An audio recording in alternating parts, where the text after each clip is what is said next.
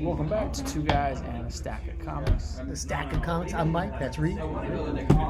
Looking at this, we were sitting this week, we were kind of talking, and we wanted to kind of go through and rank what we thought the MCU movies are. We're actually at 32 at this point, which is crazy.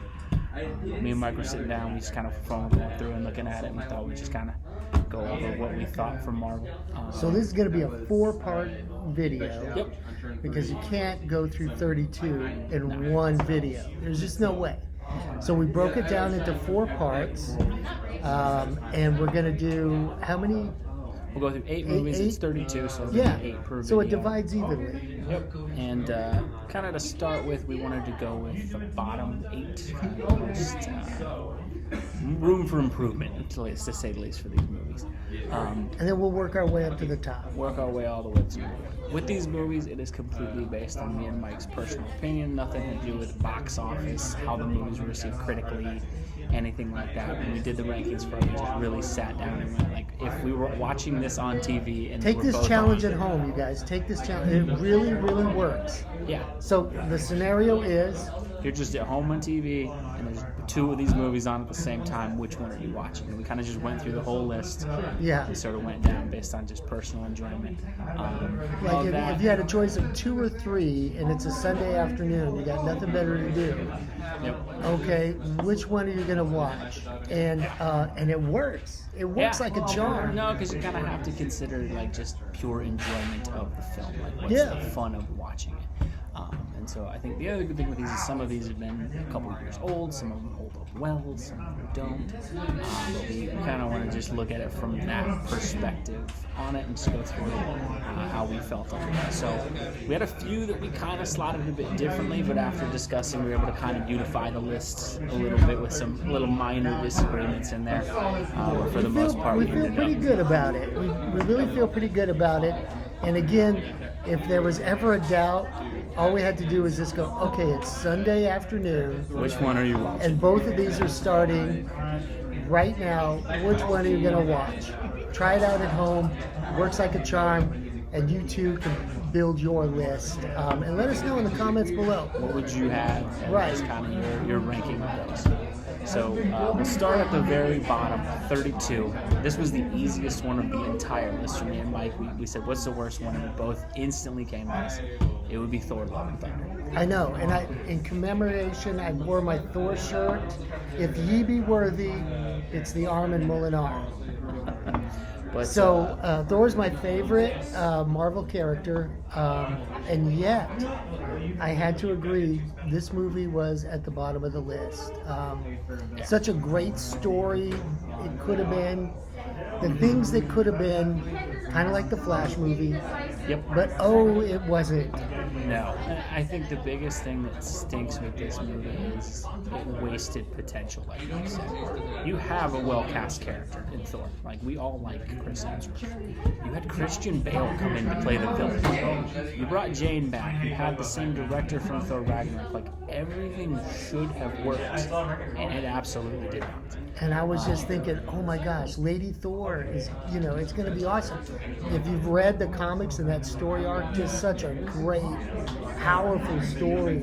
Yeah, I mean, I'm not even a huge fan of that comic book story, but at least it was done well to, at least to handle some of the issues. This movie was so weird in that it was handling a very serious thing with, like, Jane having cancer. And then the next thing you know, we have like screaming ghosts for 5 minutes. The character of Korg went from a nice little fun side distraction in a couple movies to being around way too long. And I think for me, the breaking point on this movie where I knew it was the worst Marvel movie, there's a scene in the middle of the film where they go to visit like the land of the gods. And you see Zeus and all that. And I was getting ready for like, this could be great. And it was, again, just bad joke after bad joke after bad joke. It was painful, especially for a fan of Thor. It was painful. One that you wasted Christian Bale. That you finally got Christian Bale. I mean, not forget that he's Batman, which it's hard to. And you wasted like $50 at the movie theater. Yeah, for sure. But you get Christian Bale, I think he's won 2 Academy Awards at this point. He's one of the greatest actors ever. And you wasted him in this weird villain role because you had screen time for Korg and Valkyrie and Screaming Goats. It was easily, I think, the worst It movie. it was pretty bad. It was pretty bad. So 32 would be that one. 31 was The Eternals. And we actually came to this one pretty easy, too. If it was coming on TV and the Eternals were on, I would probably watch like infomercials or golf or something. This was such bad because we were like, if either one on, I'm just taking a nap. Forget about it. Yeah, like I'm gonna see. Like I'd let my wife pick what she wants to watch on TV instead. I'd let her put on one of her home design shows instead of watching that. Yeah. Like it's bad enough that even as a comic book fan, Bar I Rescue. couldn't get it. Yeah. My wife watches all these home remodeling shows. I'd watch any of those over Either one of these movies. But what made the Eternals a little bit better for me was I was not familiar with the characters, so I was kind of interested in kind of seeing how it played out. But for me, it was just way too long, and It's boring. And It's it was just a boring movie.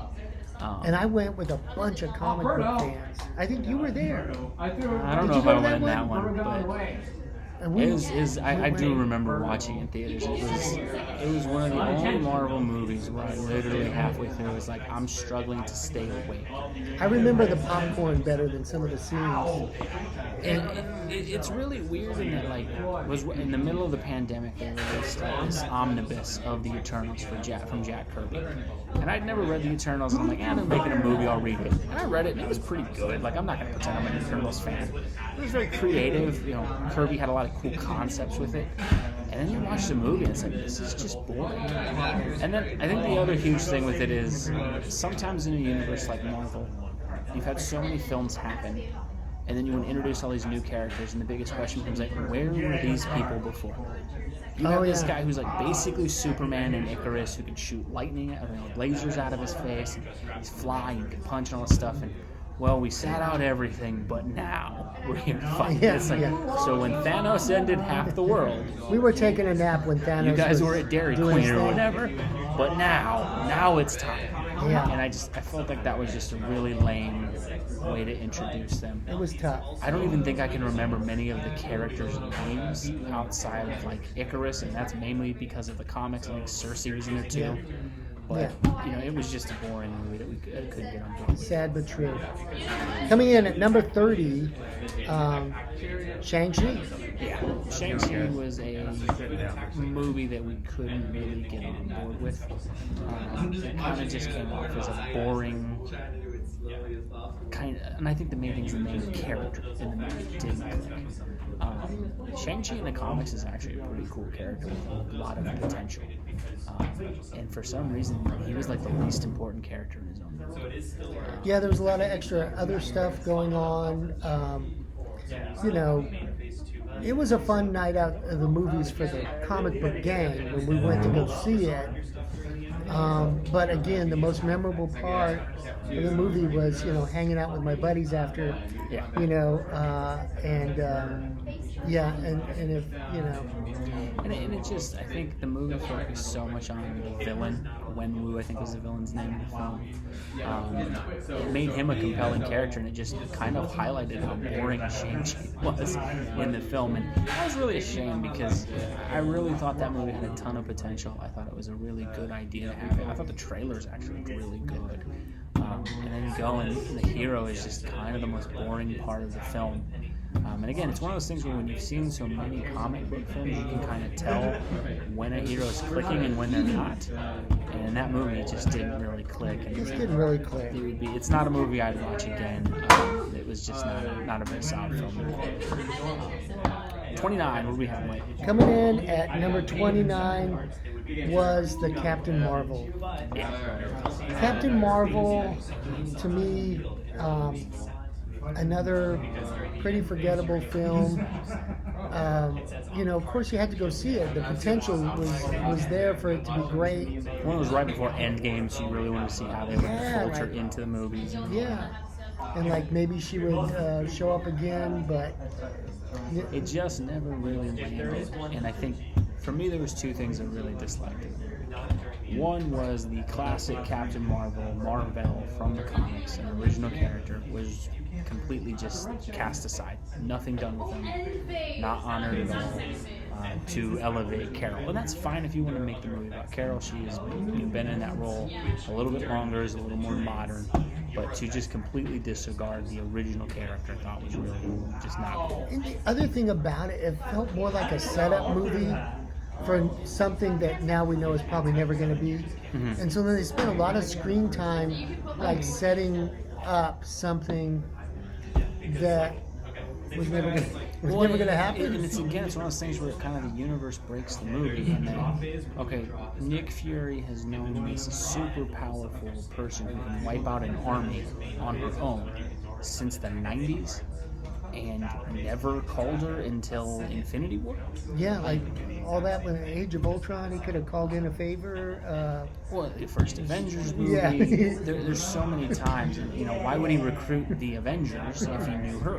Right. And then the other part for me is, it's again when they break stuff in there. The entire time up till this movie, we were told that the Nick Fury losing his eye was this result of a betrayal, and it was something like deep and dark. In the movie, a cat scratches his eye, and that's how he lost his vision.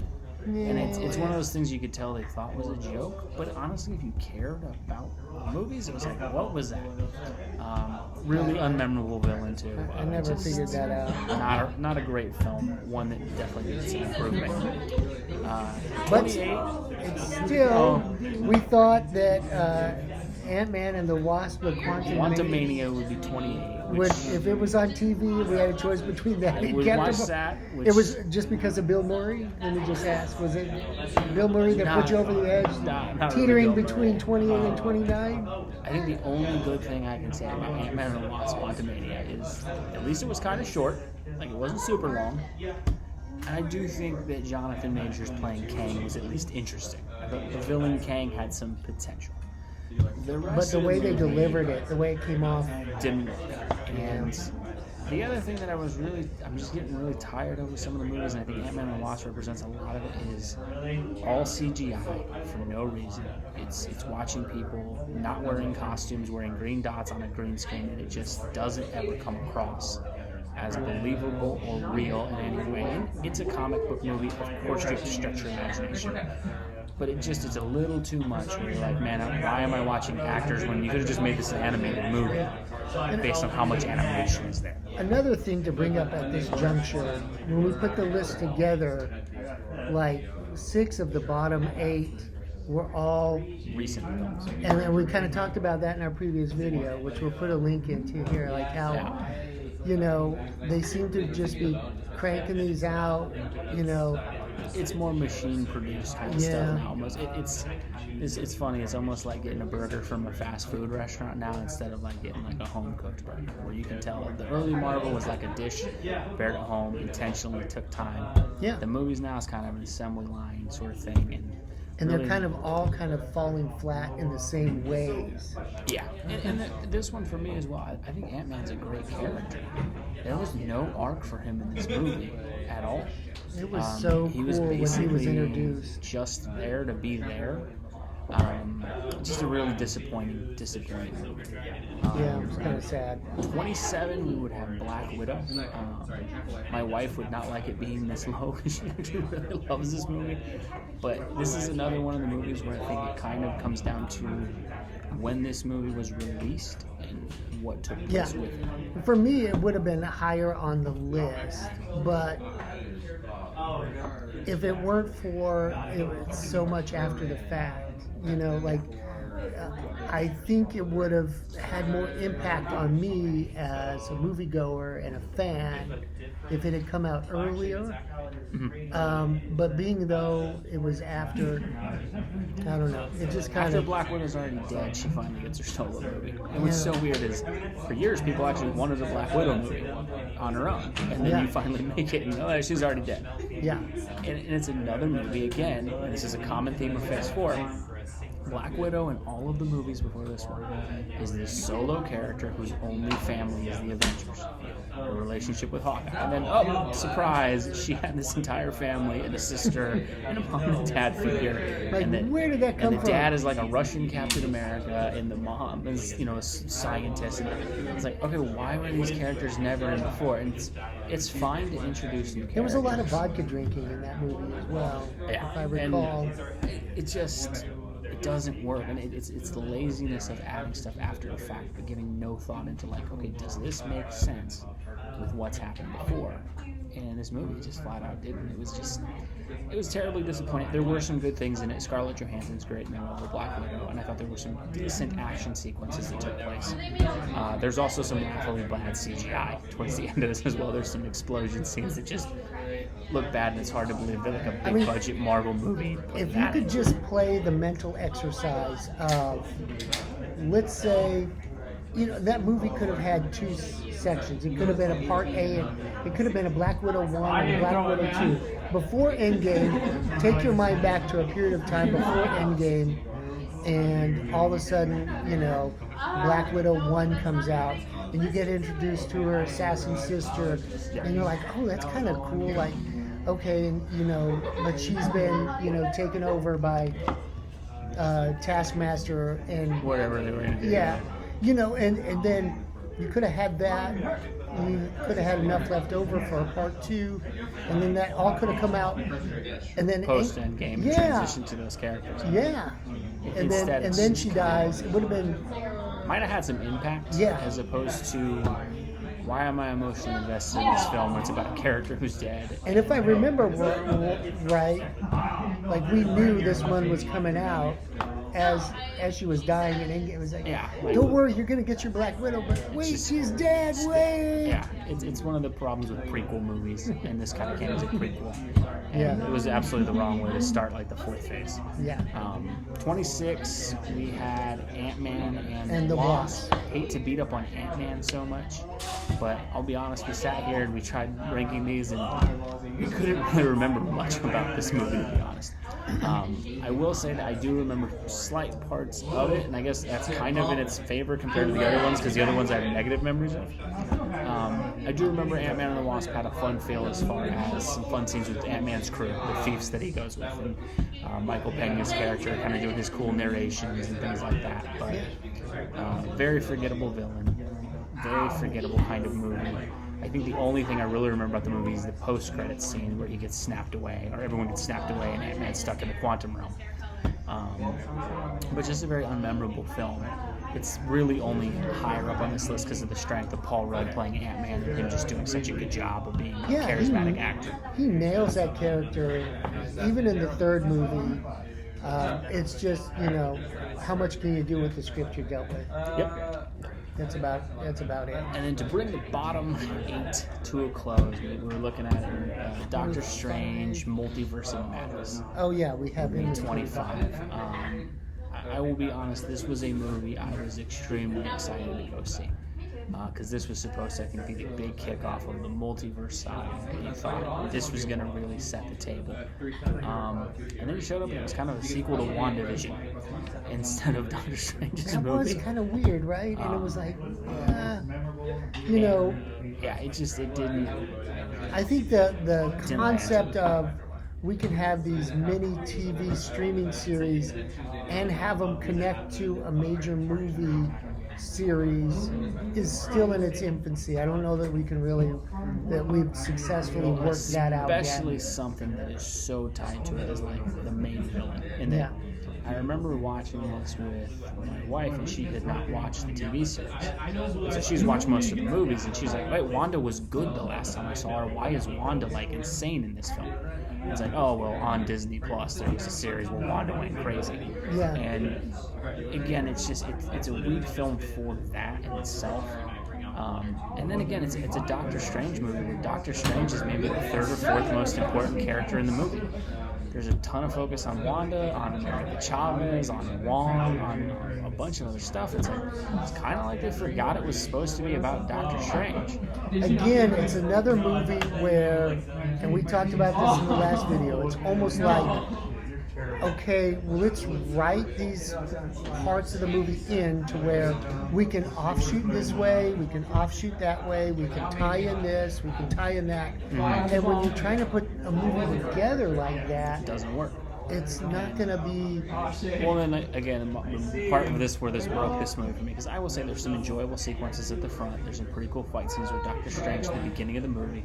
Some good graphics. Some decent graphics, and Sam Raimi directed this, so it's Special got effects. some decent parts. Yeah. For me, what broke is when they finally get to the council of the multiverse, and you see Patrick Stewart show up. Yeah. You get John Krasinski as Mr. Fantastic, and you start to think like this is gonna be great.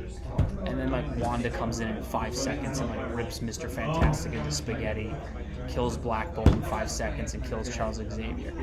And I understand the point of that scene was to show how scary Wanda is, but if she can do that to all of them, then she could easily do that to Doctor Strange at any time. Yeah. And yet she just kind of conveniently forgets that she has her powers.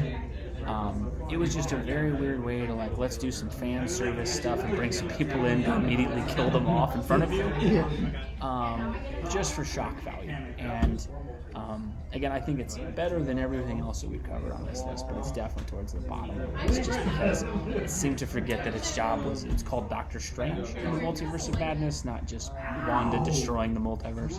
We should have had more Doctor Strange.